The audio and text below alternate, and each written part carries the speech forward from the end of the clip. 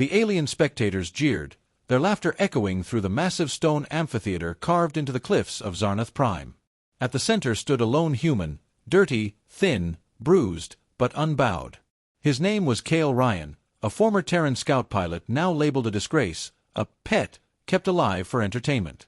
He'd been sold, traded, mocked, and beaten, but still he stood. "I'm telling you," Kael said, spitting blood on the cracked tiles beneath his boots, "that dragon is real." More laughter. A chorus of alien hoots, clicking jaws, and hissing breaths. The Varnathi commander, a serpentine creature with silver scales and a voice like crushed glass, slithered forward and sneered. "You mean the runt? That pale lizard you protected? You wasted your last rations on a dying myth beast." Kael didn't answer. He didn't need to. The memory of that day burned clear in his mind. It was 6 years ago, during the last days of the Outer Fringe Wars. Kael's ship had gone down on an uncharted world, his distress beacon lost in the ion storms. He'd wandered alone for weeks until he found it, small, wounded, hissing in pain. An albino wormling, barely the size of a horse, its wings torn and one eye missing. Even then, Kael had felt something strange, a pull. It wasn't just a creature. It understood him. He gave it food, wrapped its wounds, and when the alien hunters came sniffing, he lured them away. By the time he collapsed from exhaustion, the wormling had disappeared into the clouds. He thought that was the end of it. Until now. Back in the arena, Kael's voice was hoarse but strong. "You can laugh all you want. But when he comes back, you won't be laughing." The crowd roared in amusement. The announcer, a grotesque insectoid with far too many eyes, boomed, "And now, for your entertainment, we unleash the hunger beasts." Gates groaned open, and from the shadows came 3 creatures bred only for death, 10 feet tall, all muscle, tusks, and rows of glistening teeth. Kael raised his fists. He had no armor, no weapons. The first beast lunged. Kael ducked beneath the first beast's swing, the wind of its claws brushing his hair. He rolled, grabbed a loose stone from the arena floor, and hurled it at the second one, useless, but it bought him half a second. The third beast charged, maw open wide. Kael dove again, scraping his back bloody against the ground. Pain flared in his side. He was running on instinct now, adrenaline and stubbornness keeping him alive. The crowd shrieked with joy at the blood, their cheers thunderous. He was going to die here. And then, the sky cracked. It wasn't thunder. It wasn't a ship. It was a roar. The arena went silent, thousands of aliens frozen mid-jeer, heads tilted upward. Another roar. Closer this time. A shadow passed overhead, vast and bone-white against the sun. The Varnathi commander hissed, "What?" And then the wings came. Massive, leathery wings, spanning nearly 100 meters, whipped through the air as the albino dragon descended from the clouds like a comet of vengeance. Its scales shimmered like pearl fire. Its remaining eye burned gold. The same dragon Kael had saved. But this was no fledgling anymore. This was a legend. The arena erupted into chaos. Beasts shrieked and scattered. Aliens trampled each other. The dragon landed with a quake that cracked the stone beneath its claws.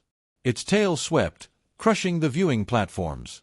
Its jaws opened, and lightning fire roared forth, vaporizing entire rows of stunned spectators. Kael staggered backward, stunned, as the dragon lowered its head to meet him. "Ryan," it spoke, not in words but in his mind, clear, calm, powerful. "You kept your promise." "So did I." Kael stared, wide-eyed. You remember?" "I never forgot." With a snarl, the dragon turned and loosed another blast of fire, tearing through the arena gates. A corridor to freedom lay beyond. Kael didn't hesitate. He climbed onto the dragon's back, grasping the ivory spines along its neck. The albino dragon launched into the sky, wings thundering, Kael clinging tight. Below, the amphitheater burned. The skies above Varnath, 9 turned red as the albino dragon soared over the city, its wings casting a deathly shadow. Below, sirens wailed, and alien forces scrambled to respond. But they were too slow, far too slow for the fury that had come for them. Kael held tight as the dragon weaved between towers, each beat of its wings like a war drum. Alien warships lifted from the platforms below, energy cannons charging, but the dragon was faster. It dove, twisting through their fire, and unleashed a torrent of plasma flame that melted ship hulls like wax. "This is madness," Kael shouted over the wind. "This is justice," the dragon replied. Word of the albino beast spread faster than light. Across Varnath, 9, civilians cowered in bunkers. Soldiers abandoned posts. The Varnathi High Command ordered all firepower concentrated on the anomaly, but the dragon danced through the air like a spirit of vengeance. Kael, for the first time, felt what it meant to be powerful, not because he wielded strength, but because something stronger chose to stand beside him. They weren't running anymore. They were making a statement. The dragon spiraled down toward the palace of the Varnathi warlord, the very one who had ordered Kael into the arena. A golden tower, its walls lined with anti-air batteries. They opened fire. Bolts of purple energy shot upward. The dragon took a few hits, scales cracked and bled, but it roared and pressed on. "Hold on," it warned. Kael barely had time to brace. The dragon folded its wings, became a missile, and smashed through the tower's upper floors. Steel and glass exploded outward. Screams echoed as the dragon landed in the throne room itself. The warlord, a bloated creature with 6 eyes and a crown of living wires, rose from his seat, trembling. "You! That thing is yours," he barked at Kael. Kael slid off the dragon's back. His feet hit the scorched marble floor. "No," he said. "I'm his." The dragon exhaled. The warlord vanished in fire. As the palace collapsed around them, Kael and the dragon ascended once more into the smoke-choked sky. And as they rose, alien broadcasts across the quadrant carried the same breaking headline. Asterisk: a human gladiator and a mythic beast have leveled Varnath, 9. The albino dragon has returned, and it fights for Earth. Asterisk. They weren't just legends now. They were revolution. The news of Varnath 9's destruction didn't just echo, it shook the entire quadrant. Alien leaders convened emergency sessions. Bounties were placed on Kael's head. But no mercenary dared pursue him, not after watching footage of the dragon reducing a fortress to slag. Across the stars, whispers began. Asterisk: the albino one has returned. The human rides it. And together, they're unstoppable. Asterisk. But Kael wasn't interested in fame. He had one mission now. Asterisk asterisk free the other gladiators asterisk asterisk still trapped in the Varnathi systems. The dragon knew the locations of every slave arena, every prison planet, every shadow outpost. It had been watching. Waiting. For decades. Kael and the dragon became a 2-person liberation force. On Sarnix Theta, they shattered the gates of a deep moon arena, freeing hundreds of fighters. On Zeltran's Maw, they dropped from orbit, incinerated the governor's tower, and left with every captive in tow. On Krythex 4, they turned a war camp into an evacuation zone, escorted by thousands of newly freed warriors. Each world they freed added new voices to their cause. Former prisoners joined Kael, not as soldiers, but as believers. "Why do you follow him?" a Zarn elite asked a freed Yulari. "Because he saved something no one else would," the Yulari replied. "And that thing came back for him. Tell me, wouldn't you follow a man whose kindness makes legends rise?"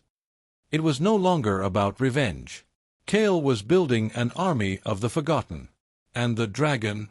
He was no longer just a beast. He was a symbol. Alien governments scrambled to rewrite history, downplay the attacks, call it isolated rebellion, but it didn't matter. The people had already chosen their story. The dragon they left to die now burns for a human who showed him mercy. And together, they burn chains. The galaxy began to fracture. Systems once loyal to the reigning powers declared independence, emboldened by the dragon's rampages and Kael's fearless defiance. The Varnathi Confederacy, once unshakable, had lost more territory in 6 months than in its entire history. Their armadas had tried and failed. Their assassins never returned. And now, their High Council was panicking. Kael wasn't hiding anymore. He broadcast his message to the stars. "You laughed at me when I stood alone. You chained the innocent. You buried legends. Now, we rise together. Not for war. For freedom." It aired on every comm frequency, translated into 1,000 languages, even carved into asteroid surfaces by sympathizers. Some called him a revolutionary. Others called him a madman. But all agreed, Kael and his dragon could not be ignored. The final stand came at Tessarion, the political heart of the Varnathi sector. It was where the dragon had first been captured, and where Kael had once been sentenced to die. Now, they returned together. The sky over Tessarion turned white with a shimmer of dragonfire. Human-made fighters flew in formation behind him, piloted by former slaves and outcasts. On the ground, civilians flooded the streets, not to flee, but to watch. Because something was happening they'd only ever seen in stories. The return of a legend. The battle raged for hours. But Tessarion was not a war.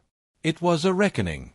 Kael reached the central spire, dismounted mid-air from the dragon's back, and entered the council hall with fire lighting the skyline behind him. None of the councillors survived. The city was left standing, but its chains were gone. When the dust settled, Kael didn't claim a throne. He simply walked to the same arena where he'd once been beaten, raised his hand, and the albino dragon landed beside him, wings folding like a god descending. The people roared. A myth had come full circle. The boy they had laughed at, the human no one believed in, had become a name whispered in reverence across the stars. Kael the Kind. And the White Flame.